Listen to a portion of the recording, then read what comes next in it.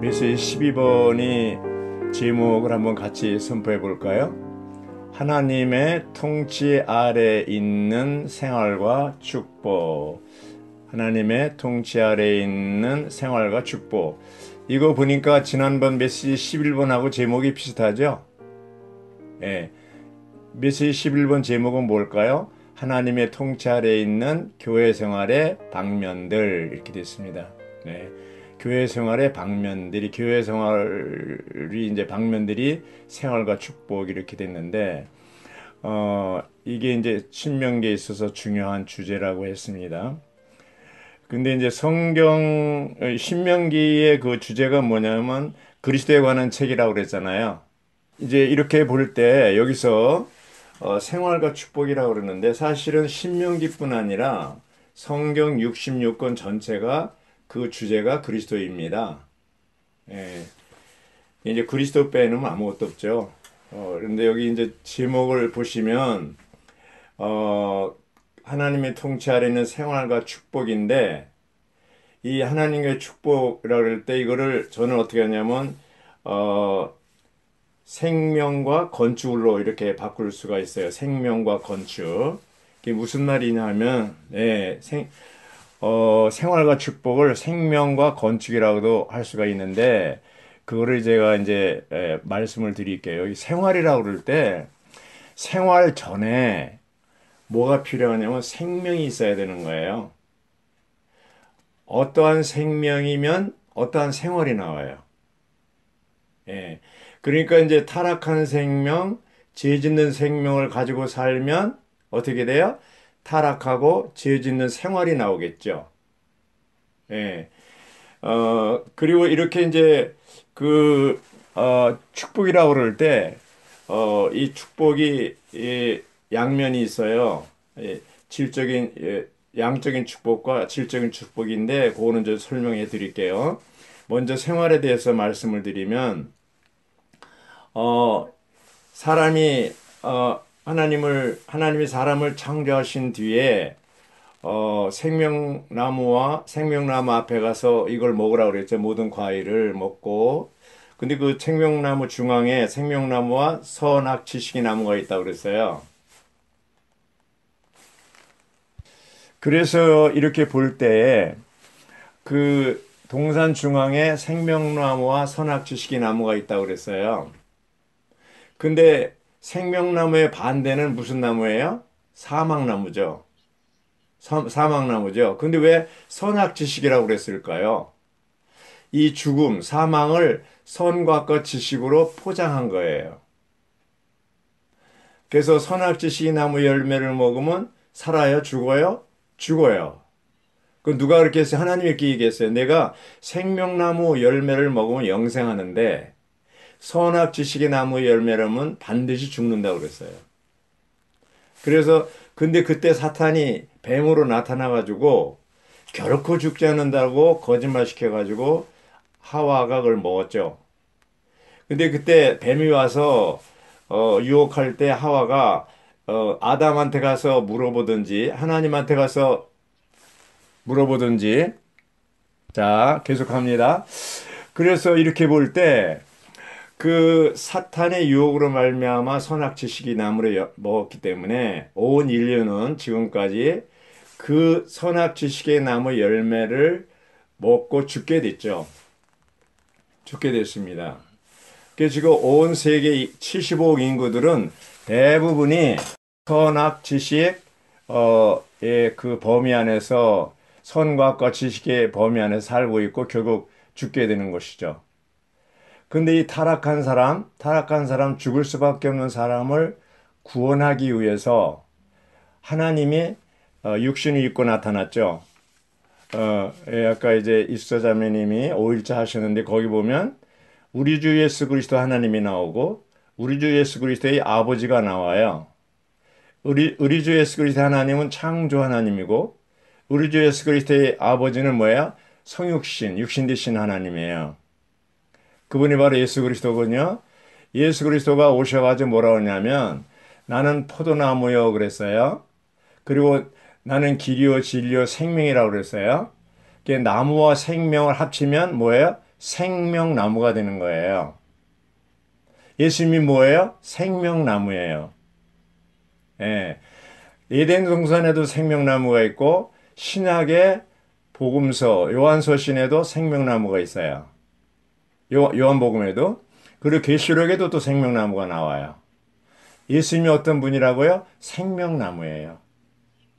자, 그런데 신명기 이 30장 15절부터 20절까지는 뭘 얘기하냐면 우리가 합당한 교회 생활을 갈망한다면 지식나무의 원칙보다 생명나무의 원칙을 따라 살아야 된다. 이렇게 얘기하고 있어요. 거기 이제 축복과 저주, 생명과 사망 앞에 놓았으니까 생명을 선택하라. 그렇게 얘기했는데 이미 우리는 생명을 선택한 사람들이에요. 그 말은 뭐냐? 우리 안에 이미 신성한 생명이 들어왔어요. 그러니까 여기서 얘기하는 신명기 30장에서 얘기하는데 그대 앞에 생명과 선, 죽음과 악을 두었습니다 할 때 그 생명 어떤 생명이냐? 바로 조의 생명이에요. 조의 생명. 그리고 에베소 1장 3절에서 얘기하는 것도 바로 여기 이제 그 영 안에서 영적인 축복을 얘기했는데 이 영적인 축복도 조의 생명과 관계되는 것이죠. 그래서 이스라엘 백성들이 조의 생명을 선택하라 했고 하나님이 그들에게 주신 말씀, 규례들, 계명과 율례의 규례들을 지키면 이렇게 했지만 실제로 그들이 가나안 땅에 들어가서 지켰어요? 못 지켰어요? 못 지켰죠. 못 지켰습니다. 그러니까 어떤 사람의 타락한 사람, 선악 지식의 열매를 먹고 타락한 사람, 죄 짓는 사람은 절대로 못 지켜요. 거듭난 믿는 이들, 바로 만이 예수 그리스도, 이제 사망을 이기신 그리스도만이 이러한 모든 그 계명을 지킬 수 있도록 힘을 주시죠. 그래서 예수님이 마태복음 16장 18절에서 너는 베드로라 이 반석 위에 내 교회를 건축할 것인데 음부의 문들이 교회를 이기지 못할 것이다. 이렇게 얘기했잖아요. 여기에 음부의 문들이라는 것은 사망의 문들이에요. 근데 예수님이 그 다음에 계시록 1장 18절에서는 내가 죽음과 음부 열쇠를 가지고 있다고 그랬잖아요. 그러니까 사망의 문, 음부의 문을 열고 닫을 수 있는 능력과 힘이 누구에게 있어요? 예수 그리스도에게 있는 거예요. 그러니까 그리스도만이 이 사망을 이길 수가 있어요. 그리스도만이 우리로 하여금 하나님의 말씀, 계명을 지킬 수가 있도록 하는 능력이에요. 은혜예요. 그래서 여기 이제 제목이 하나님의 통치 아래에 있는 생활과 축복이라고 그럴 때 타락한 생명, 죄 짓는 생명으로 살면 이 생활이 뭐예요? 절대로 생활이 안 나와요. 죄를 짓게 되어 있어요. 죄 짓는 생명은 거짓말시키고 사기치고 살인하고 이런 것들이 자연스러운 거예요. 그러나 우리 안에 들어온 신성한 생명, 조회, 하나님의 생명은 우리로 하여금 거룩한 생활, 의로운 생활, 빛 가운데 생활을 할 수 있도록 하는 생명이에요. 말하자면 생명이 바뀌지 않으면 절대로 이게 안 되는 거예요. 그러니까 교회는 뭐냐? 그런 거듭난 믿는 이들이 생활하는 곳인데 교회 안에서는 유죄 판결하고 교정하거나 꾸짖거나 바꾸는 곳이 아니라 오직 생명을 공급하는 곳이라고 했습니다. 그러므로 교회 안에서 요구되는 게 뭐예요? 변화와 생명 안에서의 성장입니다. 교회 안에서 요구되는 게 뭐라고요? 변화와 생명 안에서의 성장입니다. 자, 그럼 어떻게 변화할 수가 있을까요? 어떻게 변화할 수가 있을까요? 여기 이제 그 로마서 12장 2절에 보면 생각을 새롭게 함으로 변화를 받아 이런 말이 있습니다. 에베소 4장 23절에 보면 생각의 영을 새롭게 하여 이렇게 되어 있습니다. 그러면 생각의 영을 새롭게 하고 생각을 새롭게 할 때 어떻게 해야 변화를 받냐? 어떤 생각으로 해야 되냐면 빌립보서 2장 5절에 보면 여러분들은 이 생각을 품으십시오. 곧 그리스도 예수의 생각이니. 그러니까 뭐를 어떤 생각으로 바뀌어야 변화되는 거예요? 그리스도 예수의 생각으로 바뀌어야 되기 때문에 바뀌어야 변화가 되는 거예요. 그래서 이제 이렇게 변화되려면 우리는 항상 사복음서를 읽어야 되고 서신서를 읽어야 되고 구약과 신약을 일년일독을 하고 계속해서 말씀과 접하고 말씀으로 조성돼야 돼요. 맞아요? 틀려요? 왜 우리가 부지런히 말씀을 읽어야 되냐면 변화받기 위해서 그리스도 예수의 생각으로 바뀌기 위해서 이겁니다. 자, 그러면 우리는 본래 흙으로 창조됐죠. 근데 어느 날 거듭났을 때 우리는 흙이 뭐예요? 산돌이 됐어요. 리빙스톤. 산돌이 됐어요. 그 산돌이 됐다는 얘기는 베드로전서 2장 5절에 나오죠. 산돌이 됐어요. 근데 이 산돌이 교회 생활을 통해서 생각이 바꾸고 변화되어서 이제 어떻게 돼? 보석이 되는 거예요. 보석. 그 새 예루살렘은 이제 그러한 그 금과 진주와 보석으로 건축되잖아요. 예. 그러면 이제 고린도전서 3장에 보면 금과 은과 보석이란 말이 나오는데 거기에 나무와 풀과 짚이 있어요. 그 나무가 보석이 되려면 계속해서 이러한 주님이 우리 안에 들어오셔서 이제는 우리를 공급하시고 변화시켜서 규화목, 석화목이 되는 거예요. 그게 보석이 되는 거죠. 그래서 교회 생활은 나무가 돌이 되는 이야기예요. 또 산돌이 보석이 되는 이야기고요.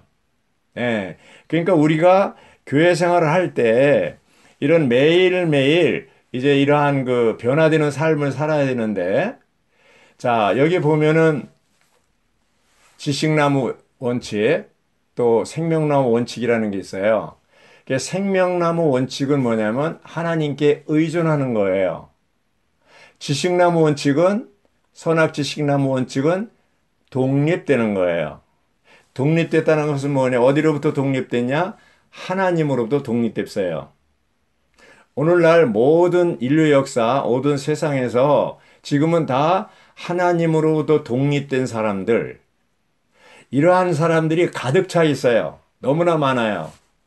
이들은 다 선악 지식, 이런 영역에서 벗어나질 못하고 있어요. 근데 우리가 이 거듭났을 때 신성한 생명으로 거듭난 사람만이 생명나무 원칙대로 살 수가 있어요. 자, 그러면 생명나무 원칙대로 살려면 어떻게 해야 되냐? 바로 여기에 비결이 있는데 하나님과의 교통이 이루어져야 돼요.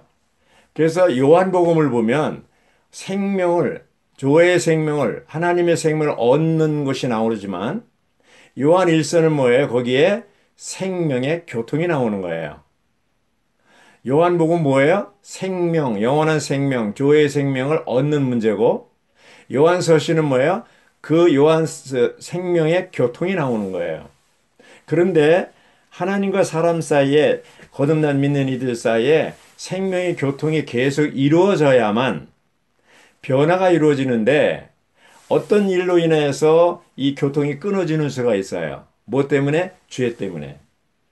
예. 그래서 요한일서 1장 7절 9절에는 뭐라 그랬어요? 여러분들이 죄를 자백하면 그는 미쁘시고 의로우사 우리 죄를 사하여 주실 것이요. 이렇게 돼 있잖아요. 그 말은 용서한다는 말은 뭐예요? 다시 하나님과의 교통이 회복됐다는 얘기예요. 그래서 우리는 수직적으로 하나님과의 끊임없는 교통이 이루어져야만 변화가 되는 거예요. 수평적으로 지체들과 끊임없이 교통이 이루어져야만 변화가 되는 거예요.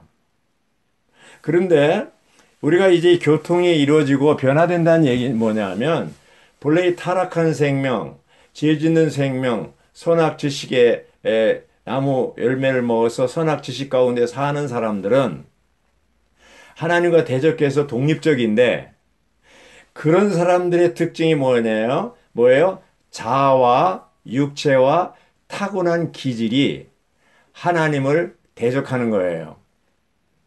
자, 그러면 하나님, 자아와 육체와 타고난 기질을 이제 해결하기 위해서는 어떻게 되냐?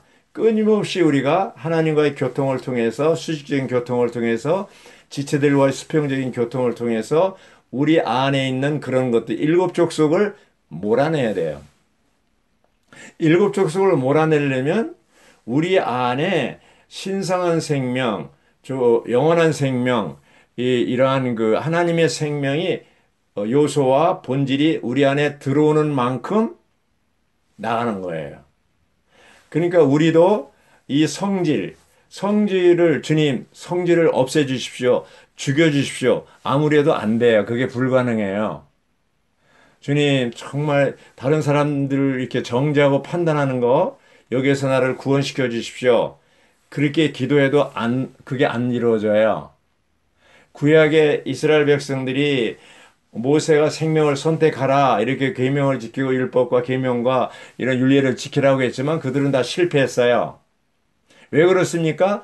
타락한 생명 가지고는 안 돼요. 오늘날 모든 종교는 윤리와 도덕은 다 타락한 생명, 죄 짓는 생명 가지고 하기 때문에 다 실패하게 돼 있어요. 그러나 우리가 거듭났을 때 신성한 생명이 우리 안에 들어와서 이 생명으로 살아야만 성공할 수가 있는 거예요. 변화될 수가 있는 거예요. 그래서 우리는 뭐예요? 이제는 관심 두는 게 뭐냐면 밖에 코로나 바이러스가 어떻게 진행되든 몇 명이 뭐 감염되고 확진자가 몇 명이고 온 세계에 퍼지고 또 이런 것들 이거 이렇게 내가 또 걸리면 어떡하냐 죽은 사람이 몇 명이고 이런 데 관심 두지 마시고 어디에 관심을 둬야 돼요? 바로 그리스도에게 관심을 두고 내가 어떻게 하면은 생명이 자랄 수가 있냐 여기에 관심을 두셔야 돼요. 자, 그러면 이제 생활과 축복이라고 그랬는데, 이제 축복에 대해서 말씀드리겠습니다. 자, 여기서 축복은 에베소 1장 3절에 있는 것처럼 물질적인 축복이 아니라 영적인 축복이에요. 구약 사람들은 유대인들은 물질적인 축복을 구했어요. 오늘날도 많은 사람들, 한국 사람들 제일 좋아하는 단어가 뭐예요? 축복이에요, 축복. 그런데 이 축복이 대부분 뭐예요? 물질적인 축복이에요. 오병이어 사건 아시죠? 예수님이 하루는 사람들에게 남자만 5천 명이 되는 남녀노소하면 한 2만 명 가까이 된다고 그러던데 그 많은 사람들에게 오병이어를 통해서 떡과 생선을 배불리 먹이고 12광지를 남겼어요. 기적이죠. 그 다음들도 많은 사람이 예수님을 쫓아와서 야 예수님만 따라다니면 먹고 사는 건 문제 없겠구나. 그래서 그 다음들은 많이 모였어요.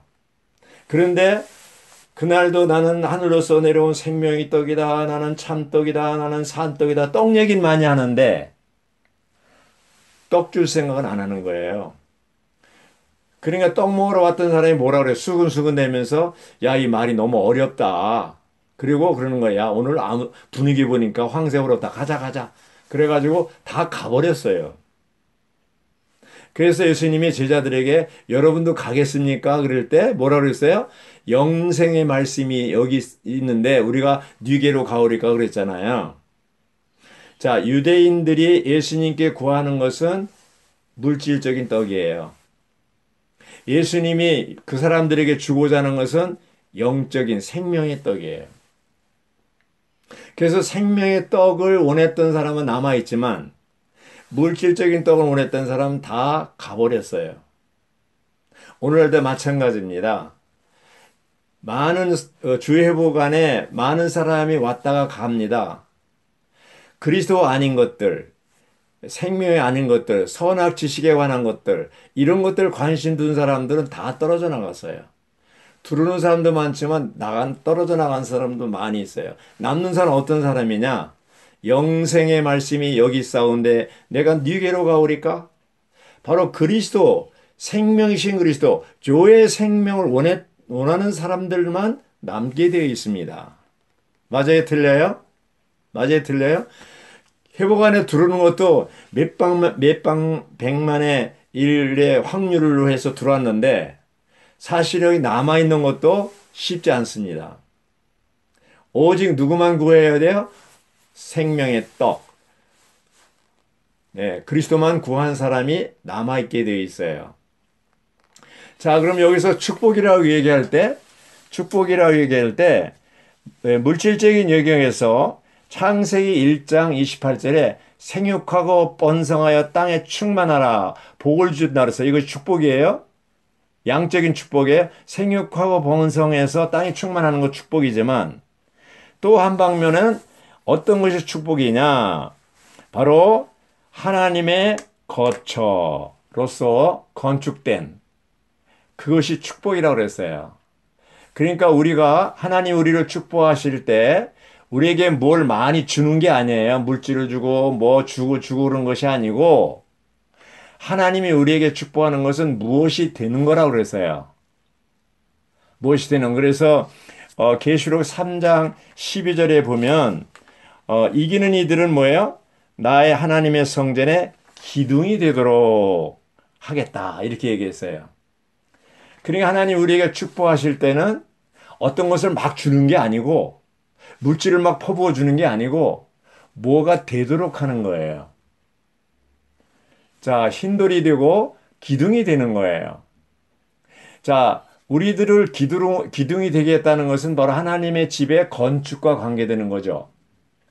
어떤 집안에 쓰레받기나 이런 것들은 나갈 수 있지만 버릴 수 있지만 기둥은 뽑을 수가 없죠. 무너지니까. 자, 우리가 여기 참석한 자매 집회 여기 참석한 모든 자매님들이 다 기둥이 되기를 원합니다. 자, 우리는 하나님이 우리를 주실 때, 자, 한번 묻겠어요. 하나님이 중요해요? 축복이 중요해요? 남편이 중요해요? 남편의 월급 봉투가 중요해요?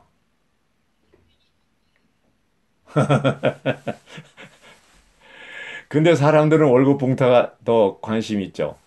하나님보다도 하나님이 주시는 축복에 관심 있는 거예요. 자, 보세요. 창세기 15장 1절에 보면 아브라함이 롯을 구하고 나서 문제에 빠져 있었어요. 피의식과 두려움에 빠져 있었어요. 그때 하나님이 아브라함을 찾아오셔서 아브라함아 두려워 말라. 내가 너의 지극히 큰 방패다. 피의식 갖지 말라. 내가 바로 너의 상급이다.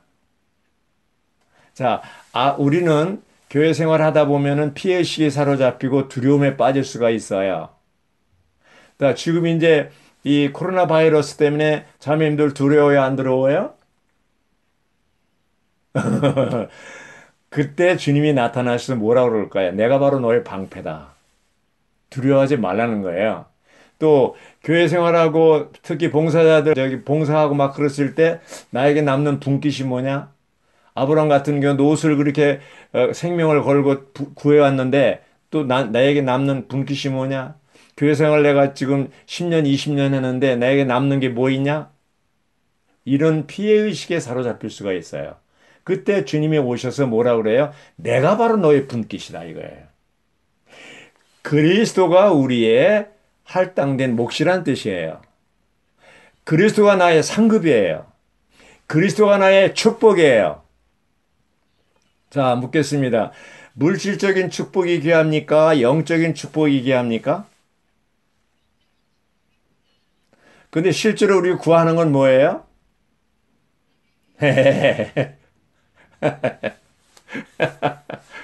웃으시네요. 네. 대부분의 사람들이 물질적인 축복을 구해요. 그것은 마치 예수님이 오병이어 할 때 그 물질적인 빵, 떡을 먹으러 가는 것 같은 사람들이에요. 중요한 것은 뭐예요? 물질적인 축복은 어디에 속한 거예요? 땅에 속한 거예요. 영적인 축복은 하늘에 속한 거예요. 하늘들이 영역 안에서 이런 말이 있잖아요. 에베소 1장 3절에. 그러므로 우리는 그리고 물질적인 축복은 이 땅에서 끝나요. 일시적이에요. 영적인 축복은 영원해요. 그럼 어떤 게 중요해요? 영적인 축복이 중요한 거예요. 그러니까 우리가 생활할 때 우리가 주의해야 될 것은 타락한 생명으로 생활하는 게 아니고 에, 거듭난 생명, 신성한 생명, 하나님의 생명으로 생활해야 돼요. 그래야만 우리가 변화되고 건축이 되고 이 건축이 바로 축복이에요. 뭐라고요? 건축이 바로 축복이에요. 그래서 여기서 생활과 축복이란 말은 생명과 건축이라고 얘기해도 좋다는 것이죠. 왜냐하면 이 축복이 건축된 것, 하나님이 거처가 되고 기둥이 되고 그렇죠?